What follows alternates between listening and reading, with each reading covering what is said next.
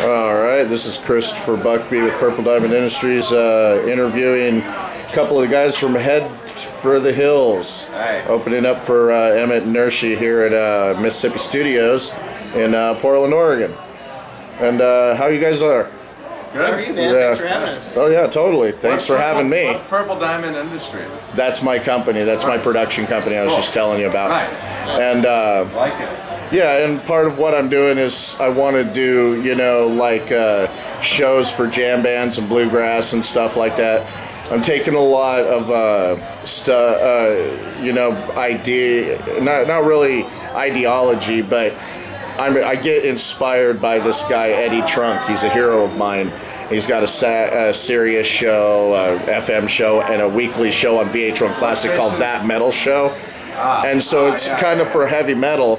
And, you know, I'm trying to kind of fuse the fact that I'm a metal fan and I'm a bluegrass jam fan, and I think they all really share a lot of the same scenes. Did you know we play Maiden, too? We play a Maiden song. You did tonight? No, we didn't tonight, but we do.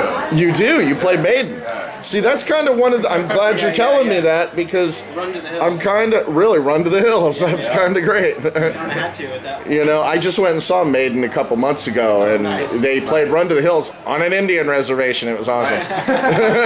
You know, that's so... great. Why don't you tell me first who you guys are, what you play? My name's Mike Chappell. I play mandolin.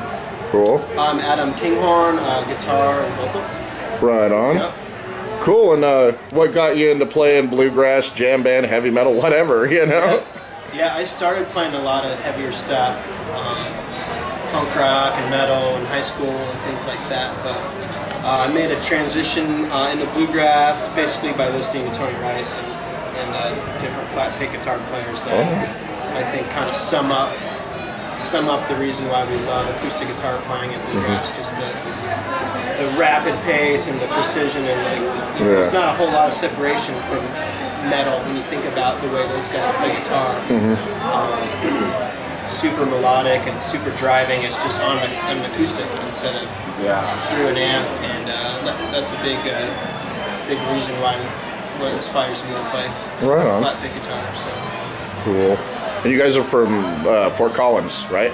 Yeah, we grew up like kind of together-ish, but we went to the same middle school, same high school, played Little League stuff. Cool. And that was in Golden, Colorado. Yeah. So you know, like in high school, Adam and I started to like pick up weird instruments. He started playing banjo. I started playing mandolin. Right. Like, he basically got me into playing guitar, so I kind of was playing some of the same kind of shit. He was a little more established and like playing in bands and stuff, and I was just kind of hanging around. But you know, eventually we would like jam acoustic guitars, and then I started playing mandolin. He started playing banjo. We started doing that stuff. Started kind of going to string cheese shows too as well, and like that kind of opened the door to a lot of that stuff too, because the Colorado thing. Totally. And you know, kind of from that, we like just totally evolved into, you know, a whole world of acoustic music, and I don't know, kind of going on tangents, but you know, like kind of getting into just opening your world into, you know, I was just like set on one thing for a bunch of years, like I gotta listen to punk rock and like do this and that. Then turns out it's kind of all the same shit, and you just kind of work it out, you know. It's like yeah, right on. And how long you guys been a band?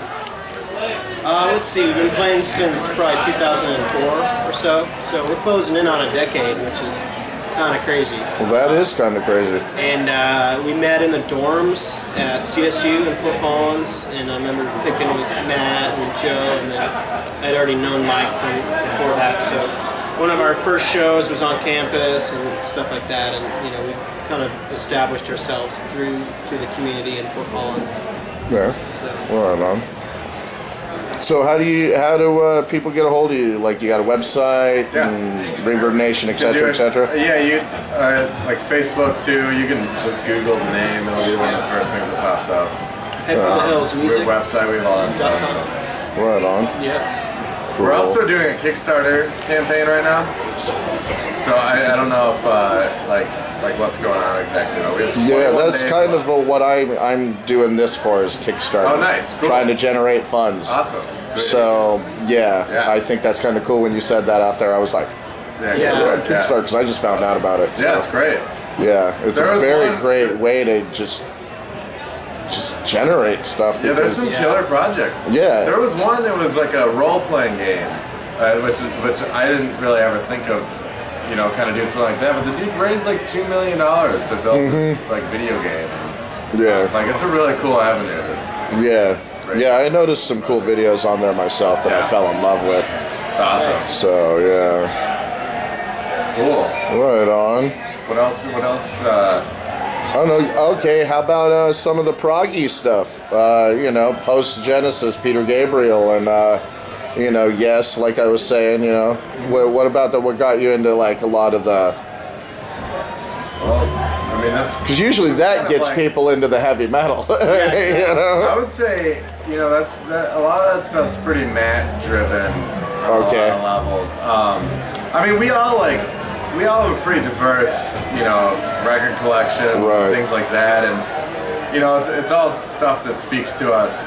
As far as playing that, like, I don't know, we've always looked for cool covers that would fit the band, and Salisbury Hill to me is like a pretty quintessential, just awesome cover that's, you know, scores well, and you know, the same goes for Honorable Lonely Heart. I think it's like we always try to figure out covers that are like pretty unique and cool, and you know, stuff that, you know, you might be like, whoa, like that's pretty interesting. Right. You know, that's how I feel. On that, I guess, like versus covering, you know, Eyes of the World or something like that. Right. I guess that's kind of like, people expect that. Yeah, people expect that. So and like, it's cool to play. Yeah, we've always tried to like choose covers a little. It's like when Yonder does 20 Eyes and Crazy Train. Yeah, that's you know, it's like eyes, really. Well, when you were asking about punk rock earlier, that's honestly like one of the first thoughts that came to my head, because you know, I was in high school like seeing Yonder, and then they would play a Misfits song, and you'd be like, whoa, that's kind of fucking cool. Yeah. It's like totally. But yeah, that's you know, playing like it's nice to be surprised as a fan, you know, to see a band. So I think that's kind of something we try to do that. Yeah, when I first saw, say for instance, because Widespread's done, you know, some Sabbath tunes over the years, but when I heard that they did Enter Sandman, you know, which Moe's done before too, and Humphreys McGee did Justice for All, and it's on YouTube, and I'm like, I'm in love with these bands, you know, because it shows a side of me that was, you know, metal, but then, you know, it shows a side of me that's jammy, and that I'm not the only one. You know, and that's really what I kind of want to portray to these people when I try to, you know, do this for people. So, Well, I mean, like, in pigeonholing yourself to just the one genre or whatever, it's like, well, I only listen to jam bands. Well, it's like, well, why? Because, you know, you mentioned bands like Humphreys, like that band covers like everything under the sun. Yeah, Talking Heads, like, or like Tool. Yeah, Tool. They'll like cover all sorts of crazy ass shit. And it's like, that's because, you know, it's like you gotta. And it's vice versa for the metal bands. You know, you look at like Monster Magnet, they're a psychedelic band, or you know, or Tool, like you said. Like I have you a know? Built to Spill 7-inch they cover Ripple, you know, it's and Built to Spill is by no means like anything related to the Grateful Dead, but like it's just the same thing. Like it's just all that stuff's related. Yeah, and that's you can even go back to like Sublime playing, you know, Grateful Dead songs. The Scarlet Begonias band in a way. You know? And that's kind of groundbreaking in itself. Like not necessarily like Sublime, but like, you know, that's all that stuff is. It's good that it's cross genres. I think it's really important for music to cross genres like that. It's cool. It's fucking music, man. It's not fucking anything more than that. It's fucking music, man. Right on. Well, why don't we close for a few minutes, then we'll do another segment here as soon as Matt gets here. Cool. Cool. That's great. Thank you very much.